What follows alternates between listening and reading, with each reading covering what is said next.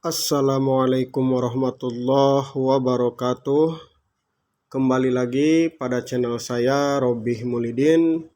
Kali ini kita akan melanjutkan video-video pada sebelumnya, yaitu video atau pembahasan tentang pelajaran tajwid. Di sini saya masih memakai buku yang sama, yaitu buku pelajaran tajwid praktis dan lengkap karangan Ustadz Hanafi, penerbit Bintang Indonesia Jakarta. Namun pada kali ini saya membuat video ini menggunakan gambar-gambar agar lebih praktis dan lebih jelas, dimana pada video sebelumnya saya menggunakan kamera ya. Untuk sekarang saya menggunakan gambar agar lebih praktis dan jelas. Kita lanjut ya.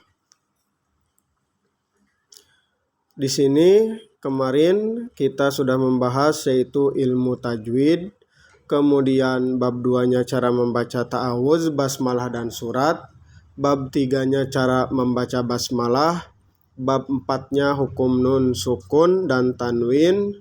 Di sini ada izhar, idgham, iqlab dan ikhfa.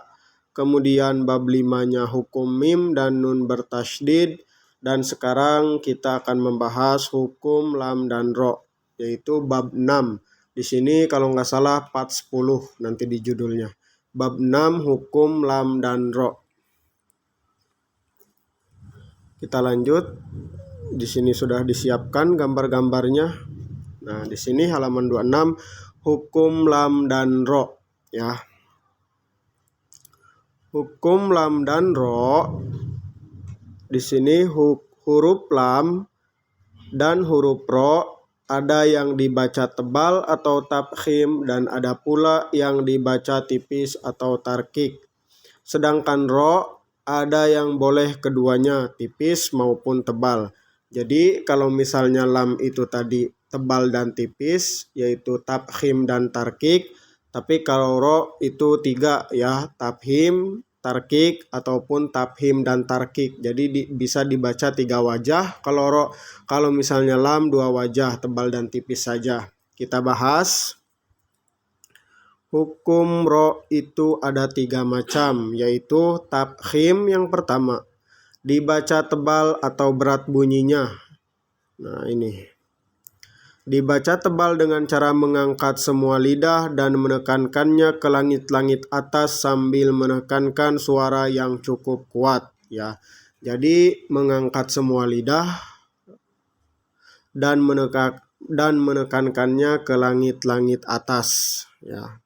Yang A, apabila ro berbaris patah atau patah tain atau domah tain. Misalnya, jadi ro-nya itu patah atau patah tain, di sini contohnya patah, ataupun ro-nya itu domah atau domah tain, di sini contohnya domah tain. Rahmah, basirun, ghafurun. Itu dibacanya tebal karena ro-nya itu ro patah. Kemudian basirun, ro-nya itu ro domah tain ya. Jadi dibacanya tebal atau tafkhim. Kemudian yang B, apabila ro itu mati atau sukun dan huruf sebelumnya berbaris patah atau domah. Misalnya, jadi apabila ro itu mati atau sukun, nah mati nih ro-nya nih yaro. Nah, dan huruf sebelumnya berbaris patah atau domah yar. Di sini ya-nya itu kan patah, kemudian ro-nya itu mati, huruf sebelumnya patah, kemudian ro-nya mati, kemudian huruf sebelumnya domah tur, kemudian ro-nya mati. Ini juga sama, Quran itu dibacanya ro tafkhim ya, tebal. Kita lanjut.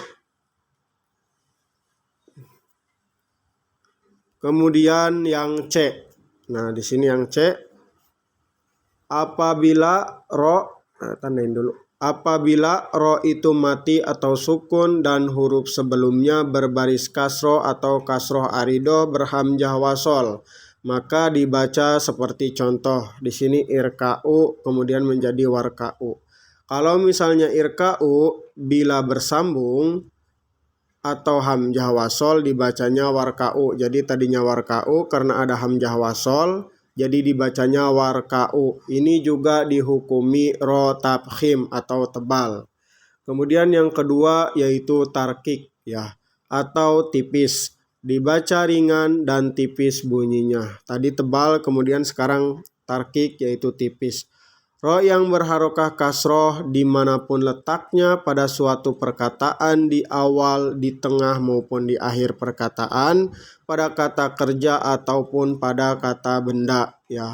Contohnya ini misalnya nih, qorib, karim, wal fajri, walayalin asyr. Nah, ini dibacanya ro tipis karena di sini sudah dijelaskan ro yang berharokah kasroh, tuh kasroh. Ro yang berharokah kasroh dimanapun letaknya, mau di awal, di tengah, di akhir, itu dibacanya tarkik atau tipis. Qorib tuh ro-nya ini nih. Nah, ro-nya itu kasroh. Wal fajri ro-nya kasroh juga ya. Kemudian ini yang A, yang B, bila ro itu mati atau sukun dan didahului huruf berbaris kasroh. Ro-nya itu mati. Nah, ini ro-nya mati tuh. Kemudian huruf sebelumnya itu kasroh. Huruf sebelumnya kasroh, maka dihukumi ro tarkik atau tipis. Pangzir, tuh, fir'aun, fir. Nah, itu dibacanya tipis atau tarkik. Kemudian yang C, apabila ro itu bertanda saksi hidup atau domah tain dan didahului oleh huruf ya mati atau sukun, maka dibaca tarkik atau ringan dan tipis bila diwakofkan atau berhenti. Kita lihat contohnya yang C. Nah ini, la khabir syai'in qadir, syai'in qadir, la khabir. Nah ini ada ya sukun ya, ya sukun, kemudian ro-nya itu ini kasroh tain. Kalau ini ya syai'in qadirin, kan ro-nya hidup, jadi kasroh tain. Kita baca dulu di sini nih penjelasannya tuh. Apabila ro itu bertanda saksi hidup atau domah tain dan didahului oleh huruf ya mati atau sukun, ya-nya mati atau sukun, maka dibaca tarkik atau ringan dan tipis bila diwakofkan atau berhenti ya.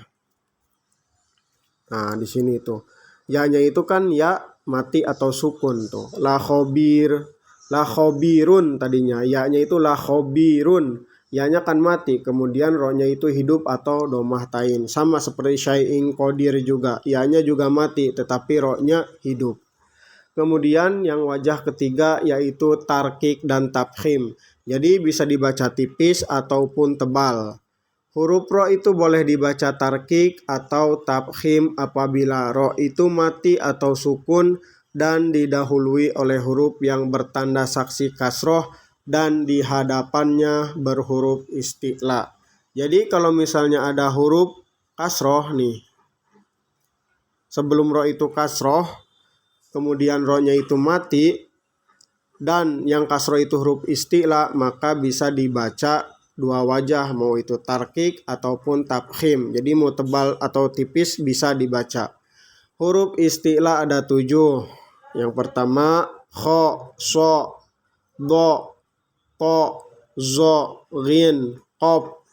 Nah, kalau digabungin khuso, dog, tin, qiz. Nah, ini huruf isti'la. Jadi kalau ada huruf isti'la ini berharokat kasroh kemudian bertemu dengan ro mati atau sukun, maka bisa dibaca tarkik atau tafkhim, tipis atau tebal. Keterangannya, huruf isti'la ialah huruf-huruf yang dibaca dengan mulut menjorok ke muka dan berbunyi antara suara a atau o.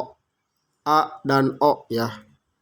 Jadi seperti itu. Jadi ro itu bisa 3 wajah, bisa tafhim, bisa tarkik, dan bisa tarkik dan tafhim. Selanjutnya yaitu lam mati pada kata kerja. Tadi kan hukum lam dan ro, tetapi yang dibahas duluan yaitu ro ya. Sekarang yang lam. Ada 2 hukum bacaan lam mati yang terdapat pada kata kerja fi'il, yaitu pertama, harus dibaca izhar jelas dan terang bila sesudah lam mati tidak terdapat huruf ro dan lam. Jadi dibacanya jelas, misalnya Qul a'udzu lam yaj'al. Jadi dibacanya qul, enggak qul atau kur, dibacanya jelas qul. Lam yaj'al al, enggak alha, tapi dibacanya alha. Nah, jelas dan seterusnya. Kemudian yang kedua, harus dibaca idgham dan ditasydidkan lam mati itu bila sesudahnya terdapat huruf ro atau lam, ro dan lam ya. Jadi ini kan di sini qul robbi, tapi dibacanya harus qur robbi. Ini juga qul lahum ya, dibacanya dimasukkan. Nah, qul lahum, qur robbi. Nah, dimasukkan ke huruf berikutnya. Enggak dibaca qul robbi tapi qur robbi. Itu pada pembahasan sebelumnya yang idgham mutajanisen, mutaqoriben, mutamatsilen. Nah, itu masuknya ke hukum yang tiga itu, di antara tiga itu ya. Disamakan dengan ini yaitu diidghamkan adalah lam sukun dalam kata hal dan bal. Ya sama saja ya tuh.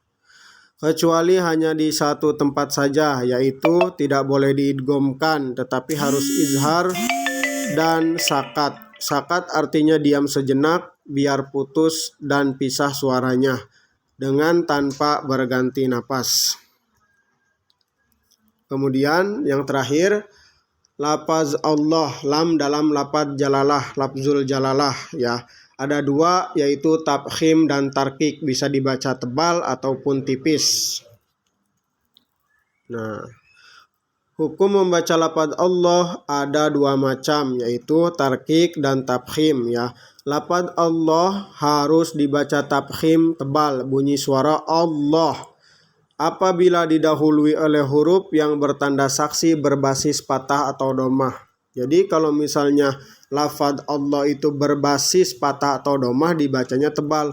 Allah, wallah, Rasulullah. Nah, ini tebal semua nih karena lafzul jalalahnya patah atau dhammah. Kalau misalnya ini, sedangkan lafaz Allah dibaca tarkik tipis, bunyi suara pada lam lafzul jalalahnya apabila didahului oleh huruf yang bertanda saksi atau berbaris kasroh. Nah, contohnya ini bismillah, dinillah, lillah. Nah, ini dibacanya tipis karena huruf sebelumnya yaitu kasroh ya. Demikian pembahasan pada hukum lam dan ro, semoga bermanfaat. Apabila ada kesalahan mohon dimaafkan dan mohon dikoreksi kembali. Terima kasih. Assalamualaikum warahmatullahi wabarakatuh.